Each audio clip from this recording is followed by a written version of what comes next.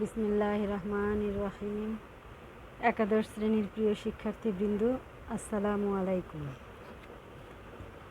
তোমাদের অনলাইন ক্লাসের গত ক্লাসটি নিচ্ছিলাম ইসলামী অর্থব্যবস্থা এই অধ্যায়ের উপর। আজকে ইসলামী অর্থব্যবস্থার যে টপিকটির উপর আলোচনা করব এখন, সে টপিকটি হচ্ছে ইসলামী অর্থব্যবস্থায় রাষ্ট্রীয় আয়ের উৎসসমূহ।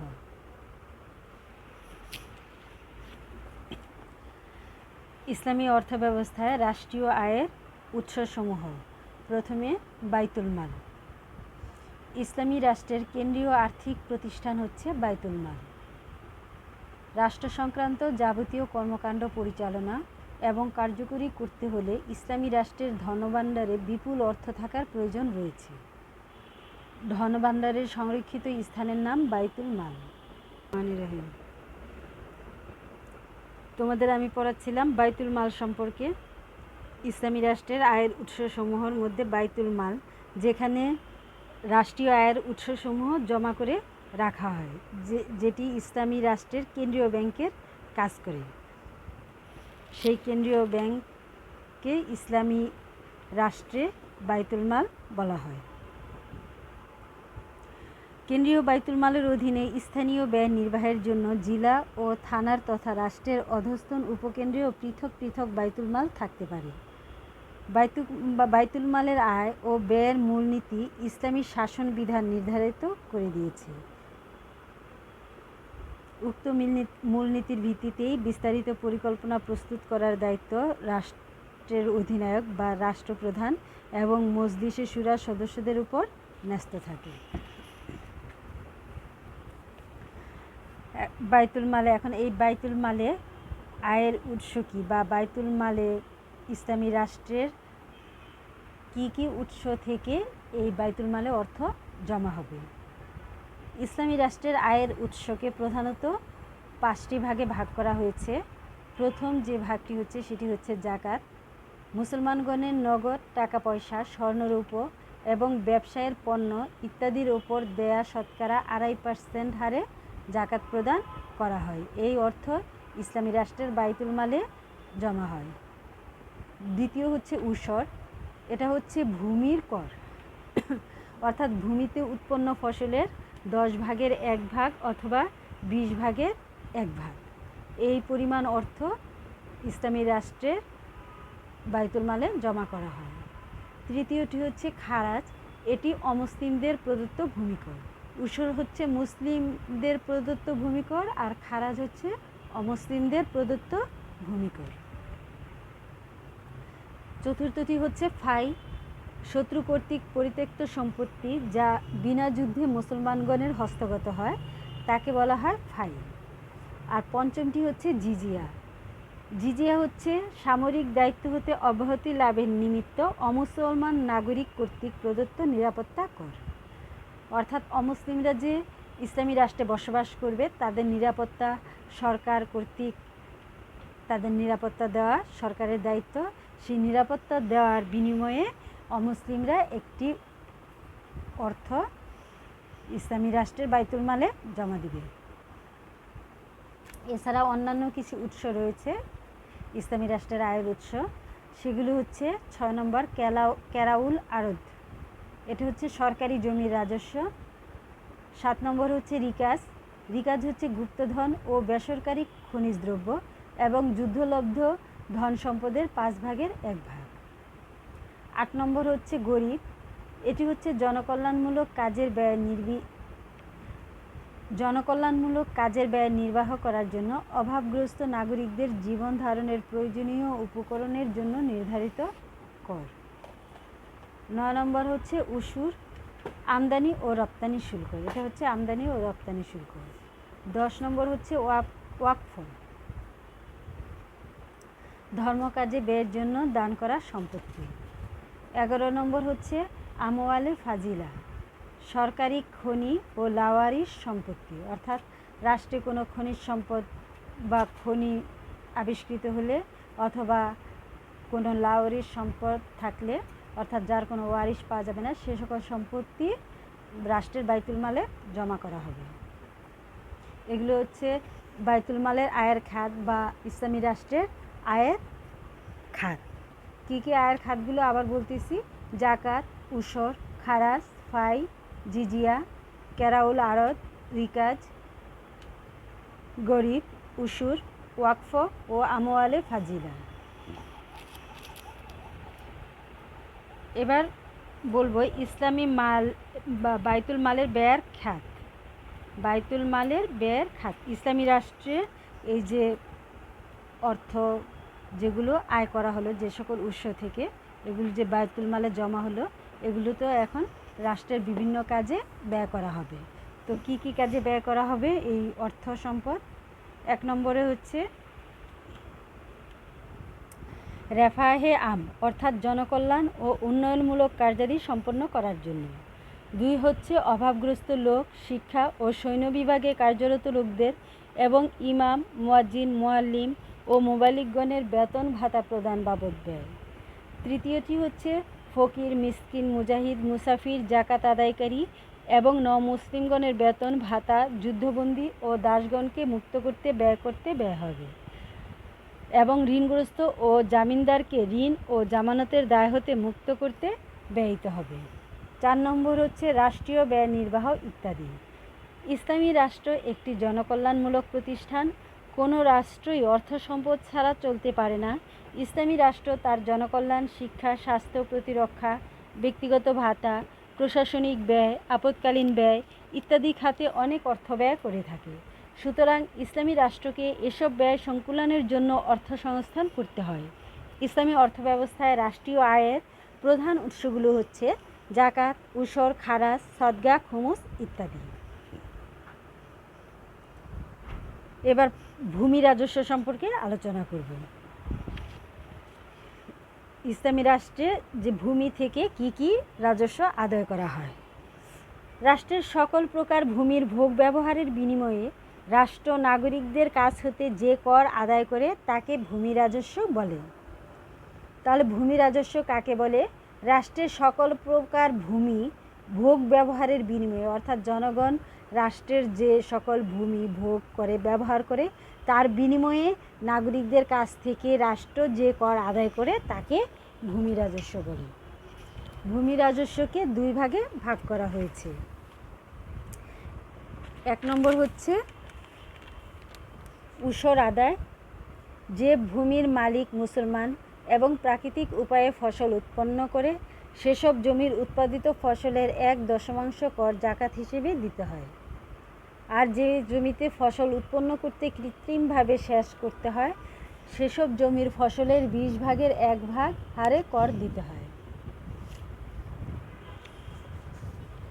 উসর শব্দের অর্থ হচ্ছে 1/10, অর্থাৎ যে সকল ফসল 1/10 বলা হয়। কখন 1/10 দিতে হবে? যখন ভূমির মালিক প্রাকৃতিক উপায়ে ফসল উৎপন্ন হয়, অর্থাৎ সেচ দিতে হয় না, বৃষ্টির পানিতে ফসল উৎপন্ন করে তখন দিবে 10 ভাগের 1 ভাগ। আর যখন ভূমির মালিক নিজে সেচ করে কৃত্রিমভাবে সেচের মাধ্যমে ফসল উৎপন্ন করবে তখন সে জমির কর দিবে বা উৎপন্ন ফসলের জমির ফসলের কর দিবে 20 ভাগের 1 ভাগ। এবার খারাজ আদায়। ইসলামী রাষ্ট্রের অমুসলিমদের জমির উৎপন্ন ফসলের করকে বলে খারাজ। উসর দিবে মুসলমানরা আর খারাজ দিবে অমুসলমানরা। এই দুটি হচ্ছে ভূমি কর। খারাজের হার নির্ধারিত নয়, অবস্থাভেদে রাষ্ট্রপ্রধান তা নির্ধারণ করে থাকে। উসরের কর নির্ধারিত, কিন্তু খারাজের কর নির্ধারিত নয়। জাকাত। ইসলামী রাষ্ট্রের রাজস্বের প্রধান উৎস হচ্ছে জাকাত। সামর্থ্যবান মুসলিমের সঞ্চিত সম্পদের ওপর জাকাত ধার্য করা হয়। বিভিন্ন সম্পদের ওপর বিভিন্ন হারে জাকাত দিতে হয়। যেমন স্বর্ণরৌপের জাকাত। কোনো ব্যক্তির কাছে যদি 7.5 তোলা স্বর্ণ অথবা 52.5 তোলা রূপা বা এই পরিমাণ অর্থ 1 বৎসর কাল থাকে তবে তাকে 2.5% হারে জাকাত দিতে হয়। আর পশুর জাকাত হচ্ছে 5টি উট থাকলে 1টি করে বছরে বকরি, আর 20টি গরু থাকলে 1টা গরু, 40টা ছাগল ভেড়া থাকলে 1টি বকরি জাকাত দিতে হয়। নগদ অর্থ ও ব্যবসায়িক পণ্যের জাকাত।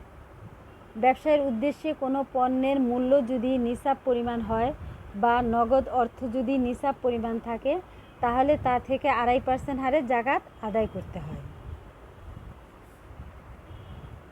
ঘ. খুমুস। যেসব সম্পদের 1/5 কর হিসেবে আদায় করতে হয় তাকে বলে খুমুস। তাহলে খুমুস শব্দের অর্থ হচ্ছে 1/5। যে সকল সম্পদের 1/5 কর হিসেবে আদায় করা হয় তাকে বলা হয় খুমুস। আর খুমুসের এই 1/5 যে সকল সম্পদ থেকে আদায় করা হয় সে সম্পদগুলো হচ্ছে: 1. গনিমতের মাল, ফাই বা বিনা যুদ্ধে প্রাপ্ত সম্পদ। আরেকটি হচ্ছে খনিজ সম্পদ,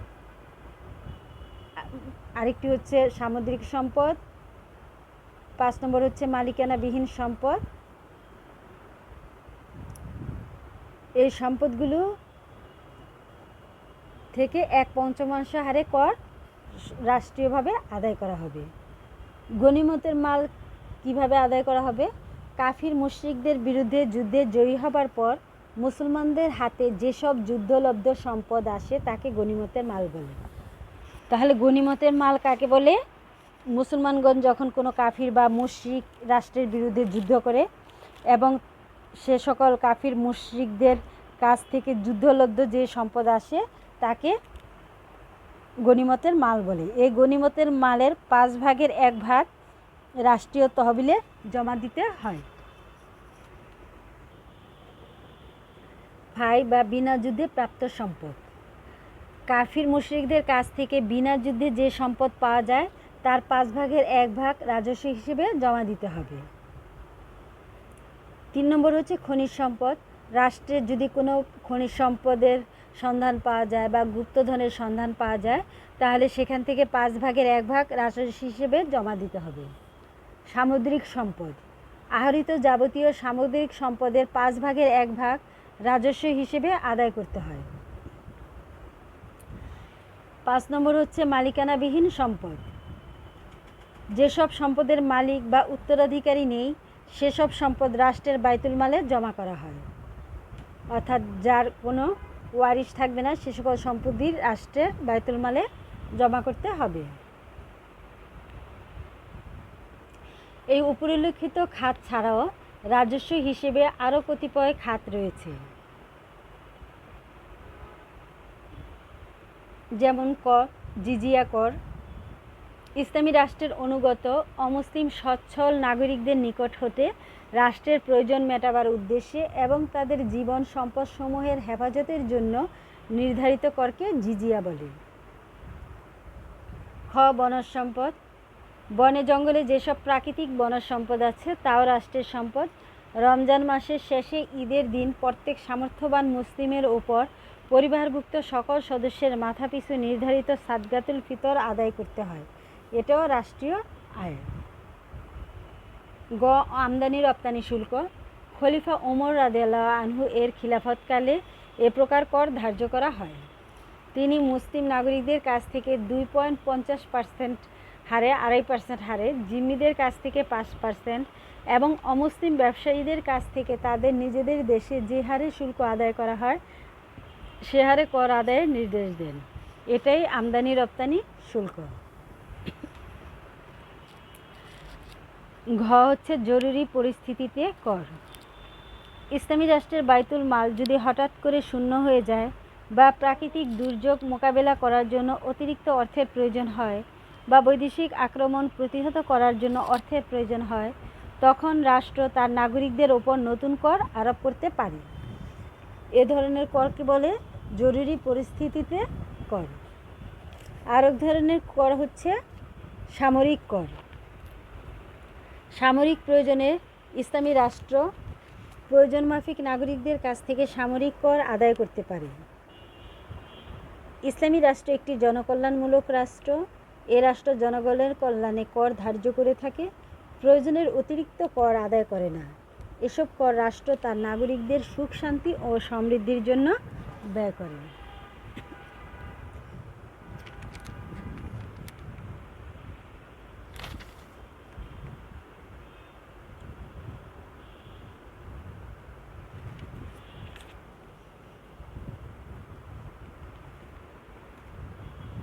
এখন আমরা পড়ব ইসলামী অর্থব্যবস্থায় জাকাত।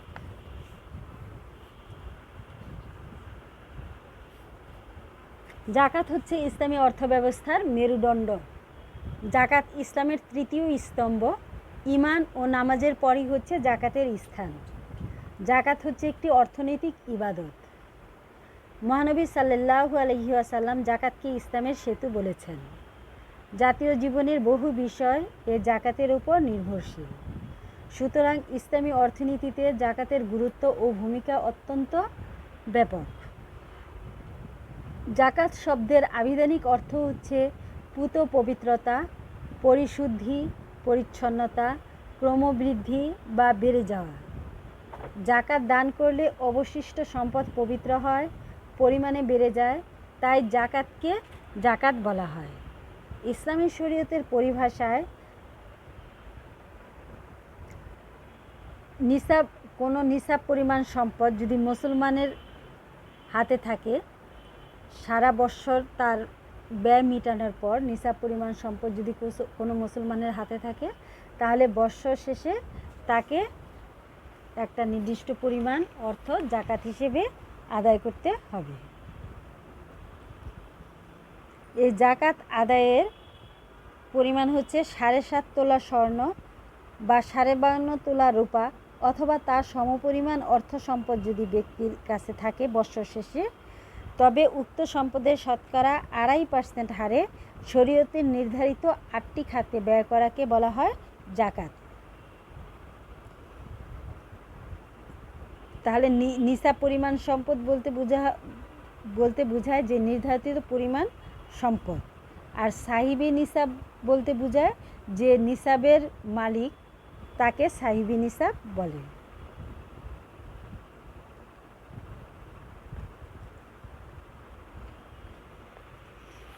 তাহলে আমরা জাকাত শব্দের আবিধানিক অর্থ কি পড়লাম?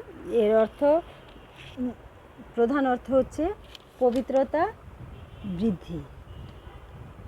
আচ্ছা, জাকাত দিলে অনেকের মনে প্রশ্ন আসে যে জাকাত দিলে বৃদ্ধি কীভাবে হবে, সম্পদ তো কমে যাবে। এর উত্তরে ইসলাম বলে থাকে যে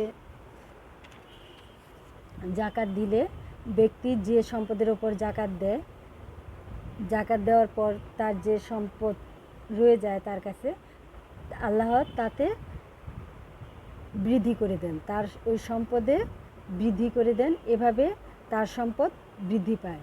আর যদি সে জাকাত না দেয়, দেখা যাবে তার কোনো একটা অ্যাক্সিডেন্টে, হয়তো জাহাজ ডুবিতে তার মাল ডুবে গেল, কিংবা অগ্নিকাণ্ডে তার মাল পুড়ে গেল, এভাবে তার সম্পদ নষ্ট হয়ে যাবে। এ কারণে জাকাতকে বৃদ্ধি বলা হয়। আর জাকাতকে পবিত্রতা বলা হয় কারণ জাকাত দিলে ব্যক্তির বাকি সম্পদ যা থাকে তা পবিত্র হয়ে যায়। আর যদি জাকাত না দেয়, তাহলে তার সকল সম্পত্তি তার জন্য অপবিত্র থাকে। এ কারণে জাকাত শব্দের অর্থ বৃদ্ধি বা পবিত্রতা। আর জাকাত শরীয়তের পরিভাষায় জাকাত বলা হয় কোনো মুসলমানের হাতে সারা বৎসর তার ব্যবহার মেটানোর পর বৎসর শেষে যদি নিসাব পরিমাণ সম্পদ ওই ব্যক্তির হাতে থাকে, তাহলে ওই ব্যক্তির ওপর জাকাত দেওয়া ফরজ। আর ব্যক্তির ওই নিসাব পরিমাণ সম্পদ, ধরো বৎসরের প্রথমে কোনো ব্যক্তির হাতে আসছে, বৎসরের মাঝখানে আবার চলে গেছে, তার কাছে নিসাব পরিমাণ সম্পদ নাই, আবার বৎসরের শেষে তার হাতে ওই সম্পদ চলে এসেছে, তাহলে তার ওই সম্পদের উপর তার জাকাত দিতে হবে। আবার যদি তার দেখা যায় যে সারা বছরই তার সম্পদ ছিল হাতে, কিন্তু বছরের শেষ মুহূর্তে এসে তার হাতে সেই সম্পদটা নাই, তাহলে তখন আর তাকে জাকাত দিতে হবে না।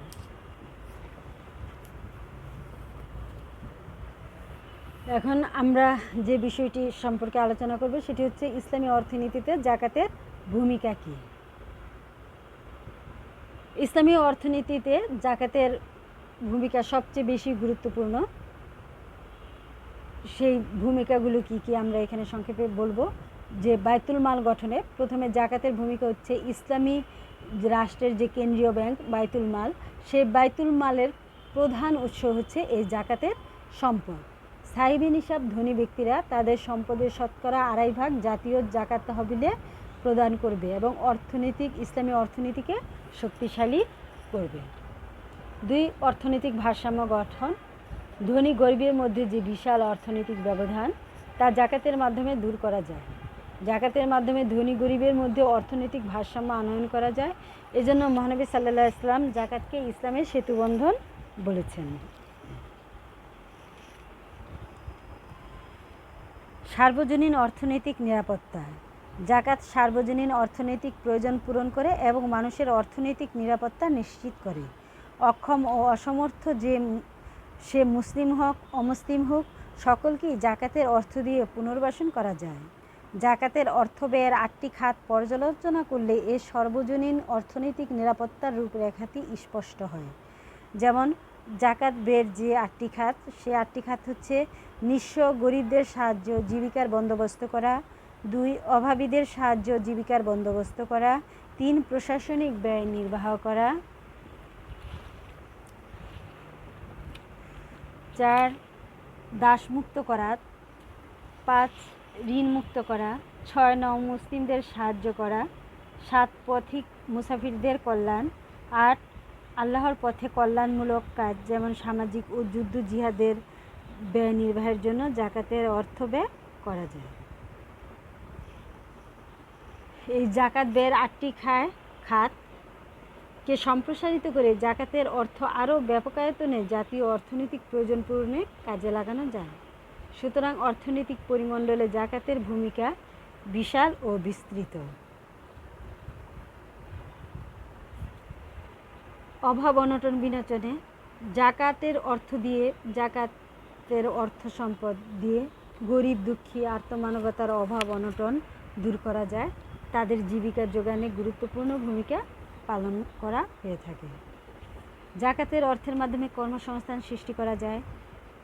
জাকাতের অর্থ দিয়ে মিল কারখানা শিল্প প্রতিষ্ঠান গড়ে তুলে গরিব বেকারদের কর্মসংস্থানের ব্যবস্থা করা যায়।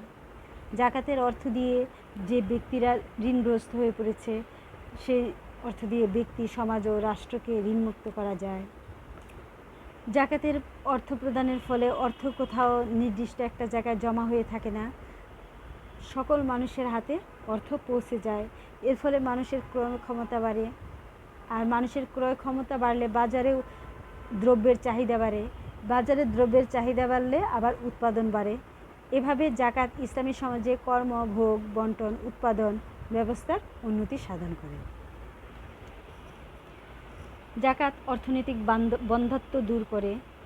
জাকাত পুঁজিবাদ ও মজুতদারের আপসহীন শত্রু। জাকাত অর্থ সম্পদকে অলসভাবে মজুত করে রাখার মানসিকতাকে বিনাশ করে এবং সঞ্চিত সম্পদ বিনিয়োগ করার জন্য বলিষ্ঠ প্রেরণা যোগায়। জাকাত অর্থনৈতিক অপচয় রোধ করে। জাকাতের লক্ষ্য ও উদ্দেশ্য এবং জাকাতের অর্থ ব্যয় করার খাতসমূহ নির্ধারিত করা আছে, তাই জাকাতের অর্থ অপচয়ের কোনো সম্ভাবনা নেই। অর্থনৈতিক ফাঁকি বা প্রতারণা বন্ধ করে। আধুনিক কর ব্যবস্থার মতো জাকাতের ব্যাপারে ফাঁকি দেওয়ার প্রবণতা নেই। মানুষ ধর্মীয় অনুভূতি থেকে স্বেচ্ছায় জাকাতের অর্থ দিয়ে থাকে। জাকাতের মাধ্যমে ধনী ও গরিবের মধ্যে বৈষম্য দূর হয়, অর্থাৎ ধনীদের কাছেও শুধু অর্থ পুঞ্জীবিত হয়ে থাকে না পুঁজিবাদী সমাজের মতো, আবার গরিবরাও একেবারে অর্থশূন্য হয়ে থাকে না, সবার কাছেই মোটামুটি একটা ভারসাম্যপূর্ণ অর্থ থাকে। এভাবে একটা ভারসাম্যপূর্ণ সমাজ ব্যবস্থা গড়ে ওঠে জাকাতের অর্থের মাধ্যমে। আবার জাকাতের অর্থের মাধ্যমে ধনী গরিবের মধ্যে একটা ভ্রাতৃত্ববোধ গড়ে ওঠে। জাকাতের অর্থ দিয়ে মানুষের আর্থসামাজিক ভাগ্য উন্নয়ন এবং বহু সমাজ কল্যাণ ও জনহিতকর কাজ করা যায়। জাকাতের মাধ্যমে সমাজ থেকে ভিক্ষাবৃত্তির মতো একটা অসম্মানজনক কাজকে দূর করা যায়, ভিক্ষার হাতকে কর্মীর হাতে পরিণত করা যায়। জাকাতের মাধ্যমে পুঁজিবাদকে ধ্বংস করা হয়। জাকাতে মানুষকে অর্থ ব্যয় করার মানসিকতা সৃষ্টি করে। এর ফলে মানুষ শুধু অর্থ জমিয়ে যায় না, বরং অর্থ ব্যয় করার মাধ্যমে সমাজের কল্যাণ সাধনা করে থাকে। আর জাকাত হচ্ছে সমাজের আর্থসামাজিক উন্নয়নের চাবিকাঠি। জনশক্তি উন্নয়নে জাকাতের অর্থ ব্যয় করা যায়, ফলে জাতীয় আয় বৃদ্ধিতে তারা কাজ করতে পারে। কাজেই আর্থসামাজিক উন্নয়নে জাকাতের ভূমিকা অনস্বীকার্য। আজকে তোমাদের অনলাইন ক্লাসটি এখানেই সমাপ্ত করছি। তোমরা সবাই ভালো থেকো। আল্লাহ হাফেজ।